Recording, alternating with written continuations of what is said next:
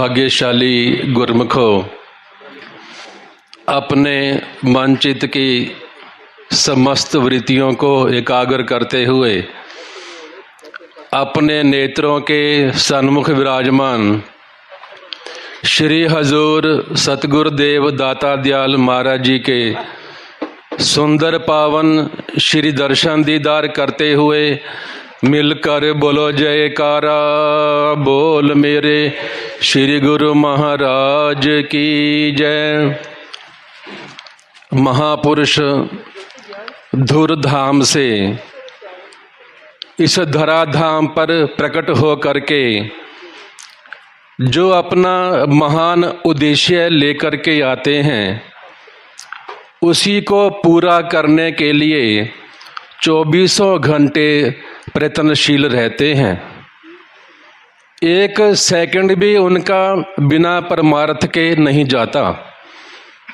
उनका उद्देश्य क्या है? जो भी जीव महापुरुषों की चरण शरण में आ गया, महापुरुषों की कृपा से उसका बेड़ा भवसागर से पार हो जाए। वास्तव में इस संसार के अंदर केवल महापुरुष ही जीव के सच्चे हितैषी हैं। जो जीव को हमेशा सुखी देखना चाहते हैं, वो चाहते हैं जीव हमेशा हमेशा के लिए जन्म मरण के चक्कर से छुटकारा प्राप्त कर ले, कभी भी उसको दुख ना आए। ऐसा हितैषी संसार के अंदर हमारा और कोई भी नहीं है।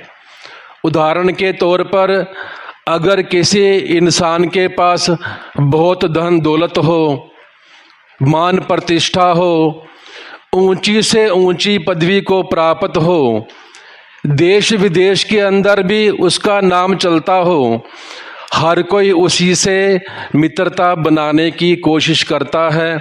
लोग सोचते हैं ऐसी ऊंची पदवी वाला शायद हमारे सुख दुख में काम आएगा। ऐसा गुणवान ऊंची पदवियां प्राप्त करके भी वो इंसान महापुरुषों का कभी भी मुकाबला नहीं कर सकता। कारण ना तो वो स्वभाव से दयालु हो सकता है और ना ही वो किसी को भक्ति की दौलत प्रदान कर सकता है। केवल समय के महापुरुष ही, उनके पास ही ऐसा अधिकार होता है जो भक्ति की अनमोल दात अपने सेवकों को प्रदान करते हैं। वर्णन करते हैं, निराकार साकार भये श्री परमहंस अवतार, कर्णधार बन आए हैं कर रहे भव से पार। बोल मेरे श्री गुरु महाराज। केवल महापुरुष ही हैं जो जीव को भक्ति की दौलत प्रदान करके और अपने सेवकों को भक्ति के मार्ग पर अग्रसर करके कर्णधार बन के अपने सेवकों का बेड़ा पार कर देते हैं। तो महापुरुष तो अपने मिशन में लगे हुए हैं, चाहे उनकी मुबारक सेहत कैसी भी है। आप देख रहे हैं महापुरुष हमेशा अपने शरीर से ऊपर उठे होते हैं। पिछले कई दिनों से आपने देखा होगा श्री हजूर दाता दयाल महाराज जी ने कई जगह पर कृपा फरमाई और हर सेवक को भक्ति की दौलत से माला माल कर दिया। अभी 2 दिन पहले ही श्री प्रयागधाम में कृपा फरमाई है। हर सेवक की ये दिल से चाहना होती है, इच्छा होती है कि महाप्रभु जी कुछ और दिन हमारे पास रहें, लेकिन जो महापुरुषों का मिशन होता है उसको तो सेवक को भी हमेशा मानना पड़ता है। सेवक धर्म भी यही है, जो महापुरुषों की मौज के आगे हमेशा सिर झुकाए। तो श्री हजूर दाता दयाल महाराज जी प्रेमियों की आवाज को सुन करके बाहर कृपा फरमा रहे हैं। हर सेवक, हर गुरुमुख प्रेमी जैसे श्री हजूर दाता दयाल महाराज जी यहाँ विराजमान होते हैं, हर प्रेमी 5 नियमों की श्रद्धा से पालना करते रहते हैं। जब महापुरुष यहाँ से पधार जाते हैं तभी सेवक अभी नियमों में नागा नहीं करते।